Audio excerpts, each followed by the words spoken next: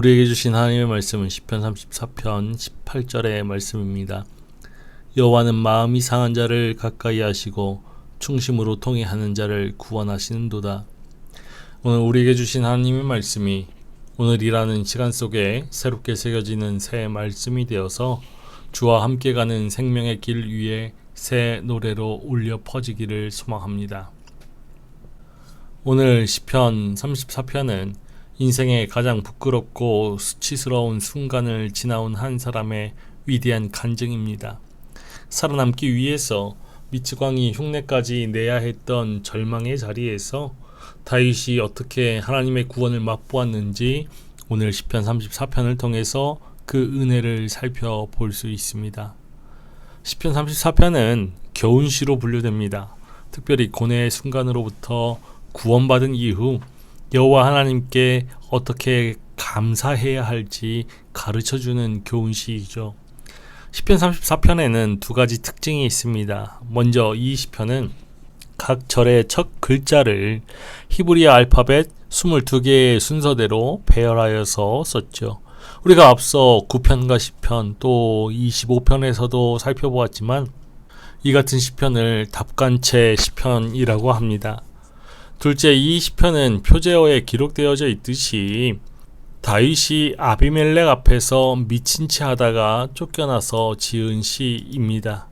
이 사건은 사무엘상 21장에 나오는데 다윗은 자기를 죽이려고 하는 사울을 피해서 골리앗의 고향인 가드로 갑니다. 그곳에서 가드왕 아비멜렉이 자신을 붙잡으려고 하자 다윗은 침을 질질 흘리면서 미친 사람 신용을 하면서 겨우 목숨을 건지게 되죠. 시편 34편은 다윗이 아둘람 동굴로 피신한 이후에 지어졌을 것입니다. 오늘 시편은 먼저 서론적인 찬양으로 엽니다. 내가 여호와를 항상 송축하며 내 입술로 항상 주를 찬양하리이다. 내 영혼이 여호와를 자랑하리니 곤고한 자들이 이를 듣고 기뻐하리로다. 나와 함께 여호와를 광대하시다 하며 함께 그의 이름을 높이세. 다윗은 자신이 처한 비참한 환경을 초월하여서 하나님을 항상 찬양하겠다라고 선언합니다. 내가 여호와를 항상 송축하며 내 입술로 항상 주를 찬양하리이다. 여기서 항상이라는 단어가 반복되죠. 첫 번째 항상은 모든 시간에 라는 의미이고 두 번째 항상은 끊이지 않고 계속이라는 의미입니다. 하나님을 송축하고 찬양하는 삶을 사는 것, 그것은 매년 매월 매일 매시간 매분 매초마다 하는 것이고 끊이지 않고 이어서 해야 한다라는 것이죠. 침을 흘리면서 문짝을 긁던 부끄러운 과거를 다윗은 숨기지 않았습니다. 오히려 그 고난 덕분에 하나님을 자랑할 수 있게 되었다라고 고백하죠. 여호와를 자랑하리니에서 자랑하다라는 히브리어는 원어로 할랄에서 파생되었습니다.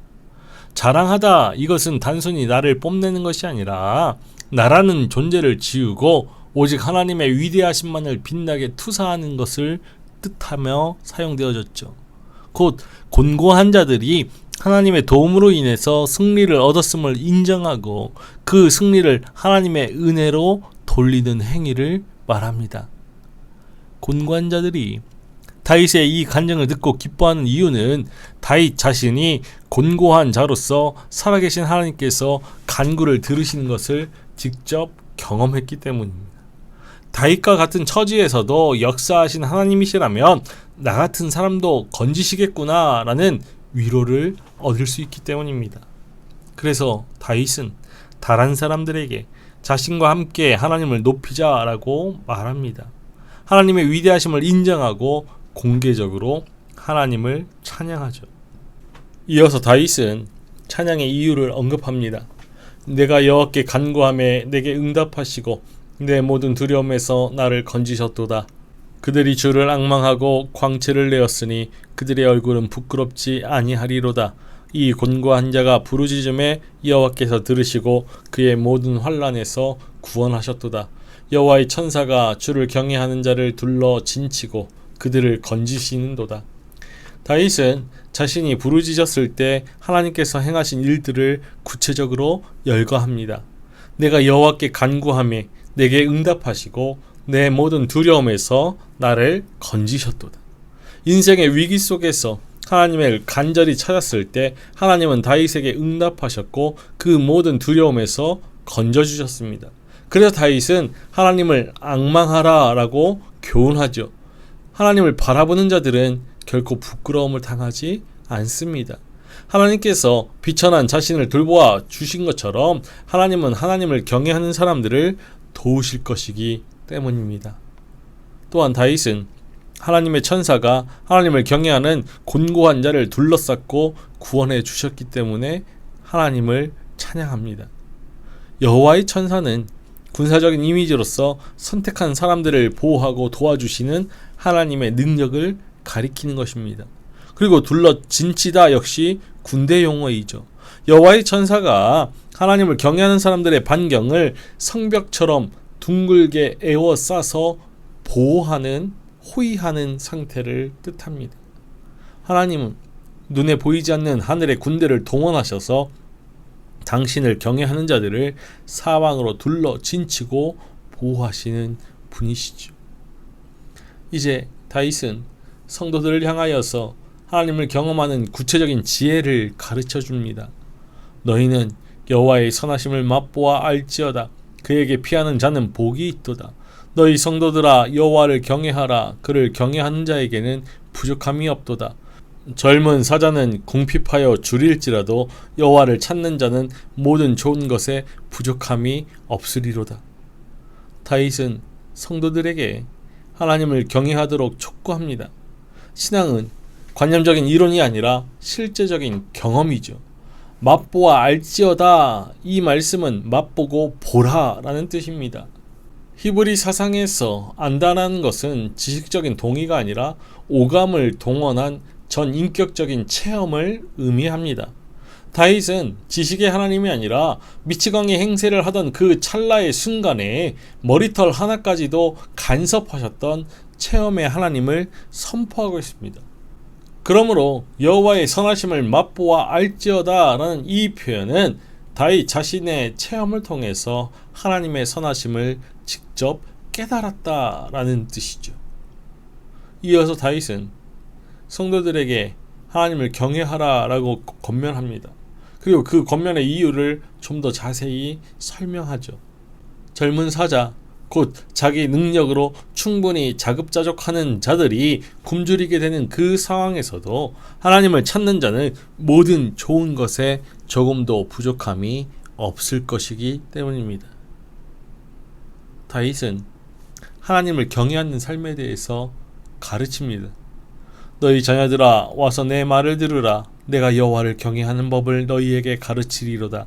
생명을 사모하고 연수를 사랑하여 복받기를 원하는 사람이 누구뇨? 내 혀를 악에서 금하며 내 입술을 거짓말에서 금할지어다. 악을 버리고 선을 행하며 화평을 찾아 따를지어다. 너희 자녀들아 와서 내 말을 들어라 라는 교훈, 계시 촉구로 시작하여서 교육적인 질문으로 이어지고 권고로 끝을 맺고 있습니다. 하나님을 경외하는 것은 하나님의 실제하심과 하나님의 역사하심을 인식하고 인정하는 행동을 뜻합니다. 이는 하나님을 두려워하는 것뿐만 아니라 인정하고 존중하며 존경하는 것을 포함하는 것이죠. 이 같은 하나님에 대한 경외는 지식의 근본이 됩니다. 생명을 사모하고 연수를 사랑하여 복받기를 원하는 것, 이것은 모든 인간의 근본적인 소원입니다. 이를 위해서 혀를 악에서 금하고 악을 버리고 선을 행하며 화평을 찾아서 따라야 합니다. 이 같은 조건들은 공동체를 위한 책임적인 윤리에 속하는 것들이죠. 이 조건들을 지켜야 하는 것은 하나님으로부터 받은 은혜에 보답하기 위함입니다. 하나님을 경외하는 것은 행위와 분리되지 않습니다. 화평은 저절로 오는 것이 아니라 찾고 추구해야 하는 것이죠. 찾고 추구하는 행위에는 지속적이고 끈질긴 노력이 동반됩니다. 마지막으로 하나님과 의인이 맺는 관계의 모습을 다윗은 결론적으로 진술합니다. 여호와의 눈은 의인을 향하시고 그의 귀는 그들의 부르짖음에 기울이시는도다. 여호와의 얼굴은 악을 행하는 자를 향하사 그들의 자취를 땅에서 끊으려 하시는도다. 의인이 부르짖음에 여호와께서 들으시고 그들의 모든 환난에서 건지셨도다. 여호와는 마음이 상한 자를 가까이 하시고 충심으로 통회하는 자를 구원하시는도다. 의인은 고난이 많으나 여호와께서 그의 모든 고난에서 건지시는도다. 그의 모든 뼈를 보호하시며 그 중에서 하나도 꺾이지 아니하도다. 시편 34편은 의인이 겪는 고난의 현실을 정직하게 인정하면서도 완벽한 구원의 약속으로 마무리됩니다. 우리말 개역개정 성경에서는 하나님의 눈, 귀, 얼굴 이 단어들이 단수로 나오지만 히브리어 성경에서는 모두 복수 형태로 되어 있습니다. 이것은 하나님께서 모든 기관들을 총동원하여서 의인의 부르짖음과 악인의 악행에 대해서 민감하게 반응하신다는 뜻이죠. 하나님은 고통받는 자들에게 가까이 다가가셔서 그들의 상한 마음과 통회하는 중심, 곧 영을 살피시고 구원하십니다. 여호와는 마음이 상한 자를 가까이 하시고 중심으로 통회하는 자를 구원하시는도다. 상한 마음은 사정없이 두들겨 맞아서 잘게 부서진 마음의 상태를 뜻합니다. 충심으로 통회하는 자란 영혼 깊은 곳에서부터 자신의 죄를 깊이 뉘우치는 자를 말하죠. 세상은 마음이 깨진 사람을 쓸모없다라고 버리지만 하나님은 오히려 그 부서진 마음의 틈새로 가장 가까이 찾아오십니다. 의인이라고 해서 위기와 시련이 비껴가지 않습니다. 오히려 의인은 고난이 많으나 라고 성경은 말하죠. 하나님을 경외하며 사는 사람이라 할지라도 인생을 압도하는 환난으로부터 자유롭지 못합니다. 모든 고난을 피할 수 있는 사람은 없습니다. 하지만 하나님께서는 이런 환난에 빠진 의인을 반드시 건져주십니다. 의인 몸속에 있는 뼈까지도 구석구석 살피고 구원하시죠. 하나님의 가까이 하심과 구원하심은 정적인 행위나 추상적인 개입이 아닌 적극적인 개입과 직접적인 활동을 의미하는 것입니다. 악이 악인을 죽일 것이라 의인을 미워하는 자는 벌을 받으리로다. 여호와께서 그의 종들의 영혼을 속량하시나니 그에게 피하는 자는 다 벌을 받지 아니하리로다. 의인은 그 악함으로 인해 끝내 멸망합니다. 우리가 보는 개역개정 성경은 악이 악인을 죽일 것이라 라고 번역했죠.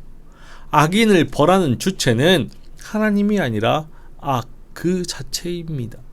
그들은 즐기려고 죄악을 추구하지만 실은 그들이 택한 죄악이 그들을 심판하죠. 다른 사람을 해하기 위해서 그물을 치고 은밀히 기다리는 자는 이처럼 자신이 친 그물에 걸려들 것입니다. 그러나 하나님은 그의 종들의 영혼을 속량하십니다. 하나님께 피하는 자는 결코 정죄함 받지 않습니다. 비참했던 다윗의 미치광이 행세는 끝났고 이제는 영원히 흔들리지 않는 구원의 노래만이 남게 되었습니다. 하나님은 인간의 고통에 매우 민감하십니다. 인간의 외적인 고통은 물론이고 내면의 아픔과 상처, 곧 마음, 영, 뼈까지도 치유의 손으로 어루만져 주시죠. 의인이라고 해서 늘 평안하고 고통이 없는 사람을 보장받는 것 아닙니다. 하나님은 그들의 고통을 면제하시기보다는 그들이 고통을 견디고 감당하며 극복할 수 있도록 도우시는 분이시지요. 하나님의 자녀라고 상처와 아픔과 고통을 면제받는 것 아닙니다. 신앙의 삶이란 문제를 해결할 수 있는 수월한 해결책을 즉각적으로 얻는 것이 아니라 하나님께서 함께 하신다라는 그 믿음을 바탕으로 문제를 끌어안고 지속적으로 노력하며 극복해 나아가는 것입니다. 이처럼 궁극적인 구원에 대한 확고한 믿음을 가지고 포기하지 않는 삶이야말로 신앙인의 참된 삶이죠. 고난은 우리를 망가뜨릴 수도 있고 연단할 수도 있습니다. 다윗은 사울을 피하여 도피하던 중에 무덤 입구에 처하게 됐습니다. 그 위기로부터 벗어날 수 있는 길은 미친 사람처럼 행동하는 수밖에 없었죠. 실성한 사람인 양 연극을 하면서 마음으로 하나님께 구원해 주시기를 간구했을 것입니다. 얼마 후 기적처럼 그 상황에서 벗어났고 그 과정에서 하나님의 신실하심을 맛보아 알게 되었습니다. 자신이 미친 사람처럼 행동할 때 하나님의 눈과 귀와 얼굴이 자신을 향해 있었다라는 사실을 깨달았던 것이죠. 이 체험은 다윗의 믿음을 더욱더 강하게 만들었고 그 체험에 근거하여 다윗은 사람들에게 하나님을 피난처로 삼고 하나님만을 의지하라라고 권면합니다. 고난이 아니고서는 체험할 수 없는 진리가 있고 고난이 아니고서는 닿을 수 없는 경지가 있습니다.